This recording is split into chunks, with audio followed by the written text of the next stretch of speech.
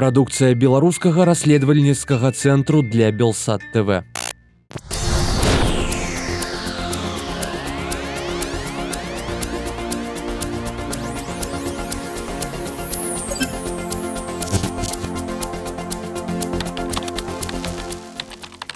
2021 год. Чакалася, што это будзе годам эканамічнага абвалу, але потым нечакана для уласна беларускіх уладаў гэта апынуўся год небывалага за доўгі час эканамічнага росту. Праўда, зноў жа ненадоўга. Як гэта ўсё будзе працягвацца ў 2022 годзе і як гэта ўсё будзе адбівацца на нашых з вами гаманцах. В эфіры перадача «Экономика с Чалым». З вами уласна Сергей Чалы. Станислав Ивашкевич. Витаем. Добрый день. До сих пор, судя по всему, обжегшись на молоке, дуют на воду. Это не те деньги, которыми можно проводить валютные интервенции. Эта практика с точки зрения нормальных центральных банков, она бессмысленна. Вы же с банка тогда был в шоку. Кажется, давайте лучше надрукуем гроши. Скорее всего, они готовы смириться с небольшой рецессией на следующий год. Которая, в принципе, и не ясно, когда закончится. Итак, на пачатку традыцыйна весткі з палёў і ў прыватнасці пра эканамічны рост. Новыя паказнікі мы маем, наколькі яны добрыя ці кепскія. Продолжается замедление экономического роста. Это вообще история всей второй половины этого года. Да, последовательно, то есть 3%, 2,7%, 2,4%, сейчас 2,3%. Это январь-ноябрь этого года к январю-ноябрю прошлого года. Все довольно пристойное уравнение с апошнімі годами, але... Да, но на фоне еще такой прекрасной внешнеэкономической конъюнктуры, конечно, это уже довольно скромные результаты. Факторы, которые на это влияют. Самое, конечно, важное, то, за чем мы следим, это замедление работы обрабатывающей промышленности. В октябре она вообще, похоже, сработала даже в небольшой минус. Я имею в виду месяц к месяцу, прошлому. Ноябрь там порядка 2% плюсом. Второй еще был драйвер экономического роста. Это сектор информационно-компьютерных технологий. И он тоже на самом деле прямо на глазах, причем еще быстрее, чем промышленность, он замедляет свои темпы роста. То есть если сентябрь, к прошлому году это 12% примерно, октябрь месяц к месяцу это около 9% и ноябрь чуть больше 6%. Все остальное в рецессии, инвестиционная рецессия полноценная, причем там важно то, что у нас 2 года, по сути, это уже второй год с минусом, инвестиции оказываются год к году. И вообще, если смотреть в длинном тренде, то со дна, с ямы кризиса 15-16 года, инвестиции так до сих пор и никуда не поднялись. Это свидетельство того, что экономика тормозит и, скорее всего, будет тормозить дальше. И накольки тормозит, что кажет международная эксперты? Да, даже самый благосклонный к нам этот Евразийский банк, российская структура, они прогнозируют при благоприятных условиях, а именно, что санкции окажутся не очень сильными, что белорусская экономика сможет с помощью России довольно легко и быстро к ним адаптироваться. И в этом случае они рассчитывают, что рост ВВП на следующий год Беларуси будет всего 0,7%. И раз гаворка про санкции это ж увогуле тема всего этого года, пачынаючы второй половины з лета. Что мы увогуле з іх бачым паводле эффектаў на існых і чаканых на экономику? Было, пожалуй, самое такое, системное выступление на тему санкций. По итогам как раз совещания вышел к журналистам, вице-премьер Николай Снопков и говорил о том, что да, говорит, мы понимаем, что, как он дипломатически выразился, в случае отсутствия результата от санкций, они будут продлеваться, усиливаться, ужесточаться.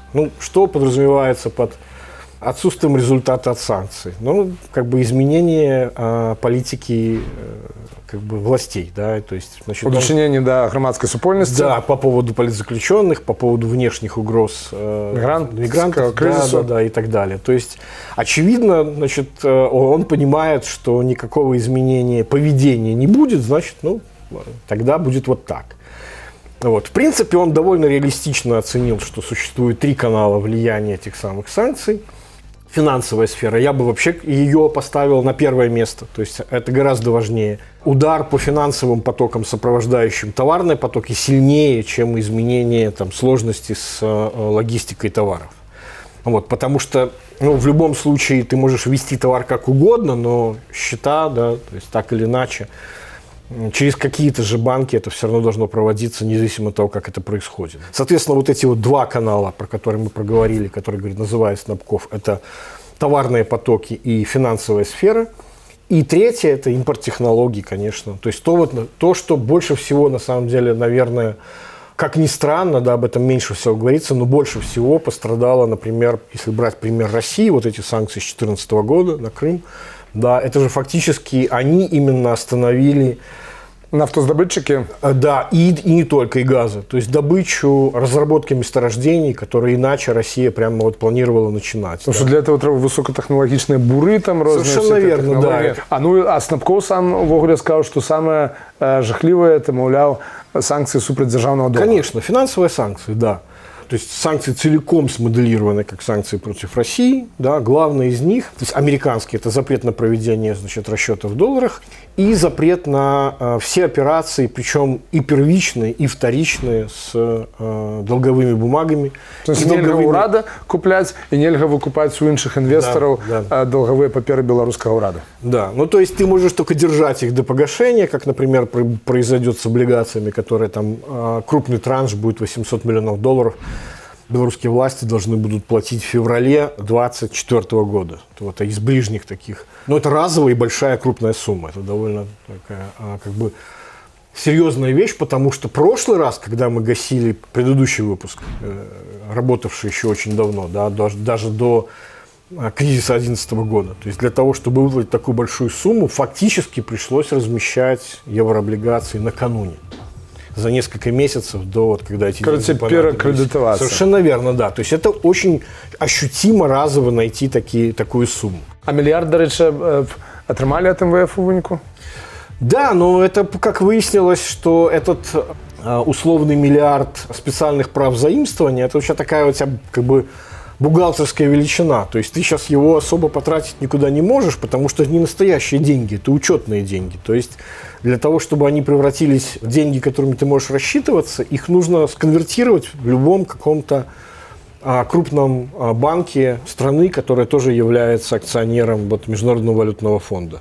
Да, соответственно, это должен сделать либо Центробанк России, превратив в российские рубли, либо Европейский Центробанк в евро, значит.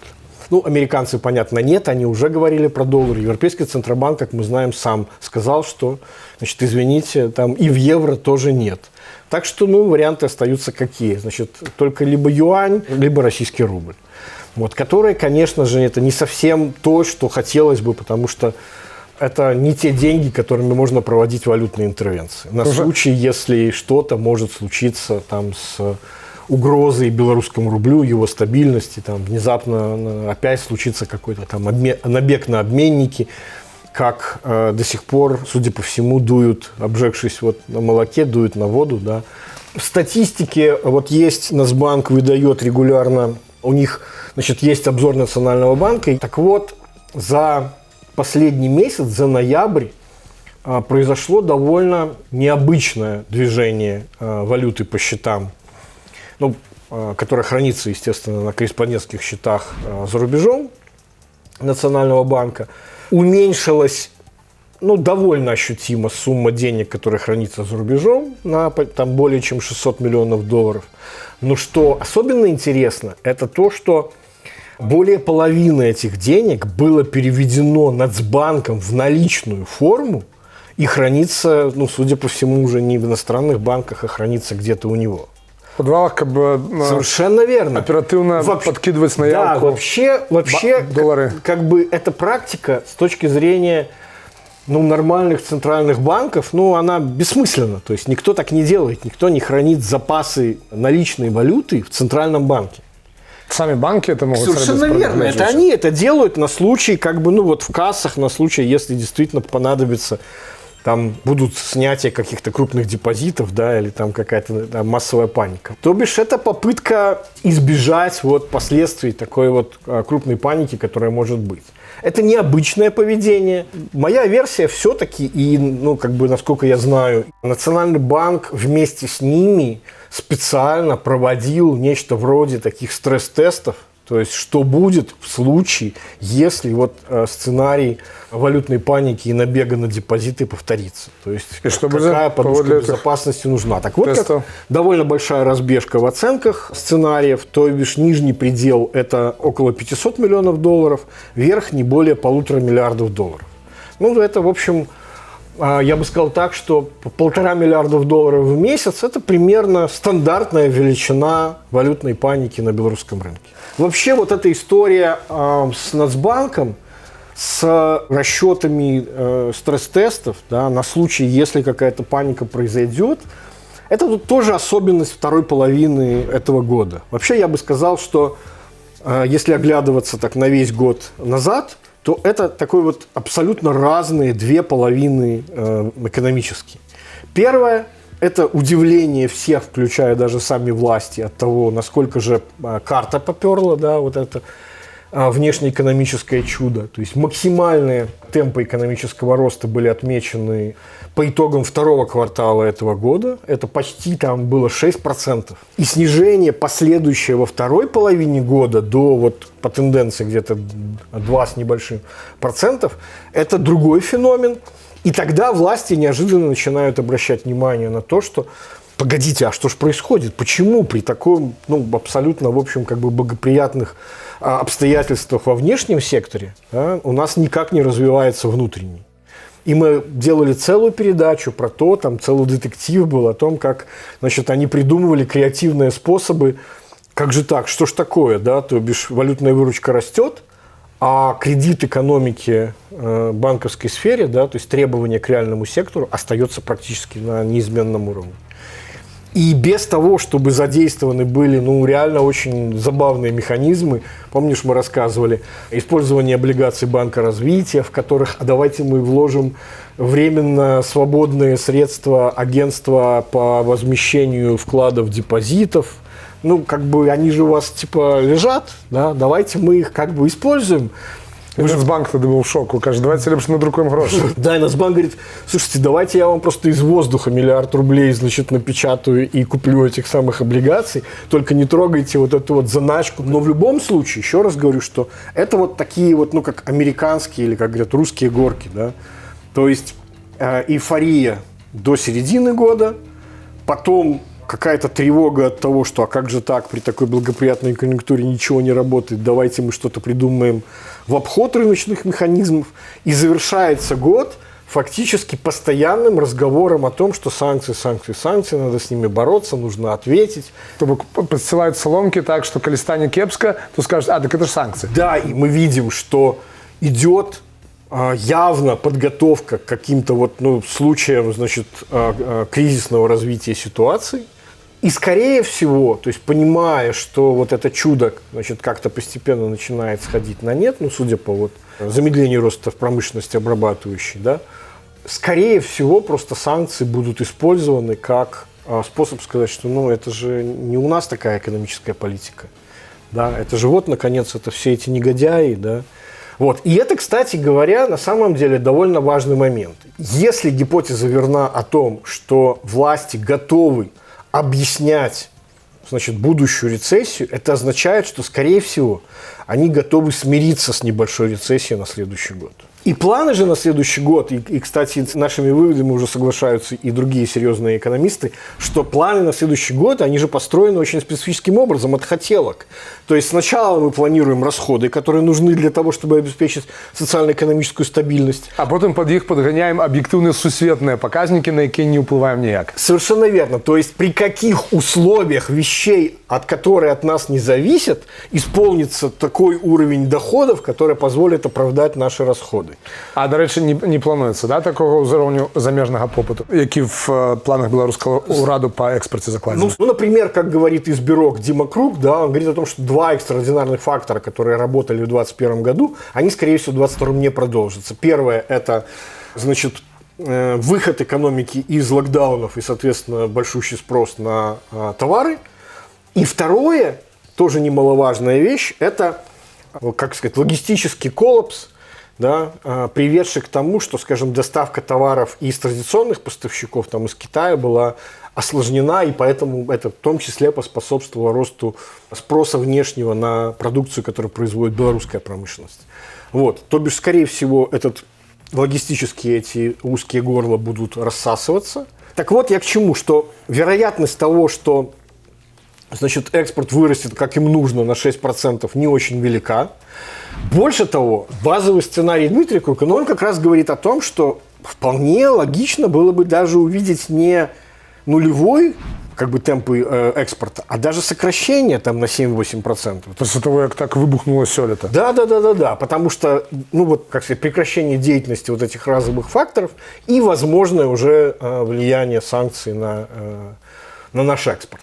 И в этом случае, как бы говорит он, то есть, если в таких не радикальных там величинах, да, значит, будет сокращение экспорта, то стандартный вариант развития событий на следующий год – это такая, не катастрофическая, но умеренная рецессия в пределах там 1,5–2% в минус ВВП.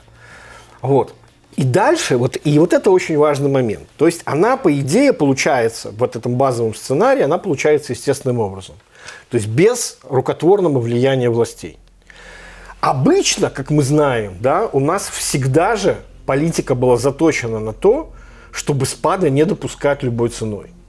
Если возникает риск этого спада, значит, нужно придумывать какие-то механизмы, с помощью чего мы будем его компенсировать. А именно, если у тебя выпадает драйвер внешнего спроса, то тогда власти с радостью замещали его накачкой внутреннего спроса.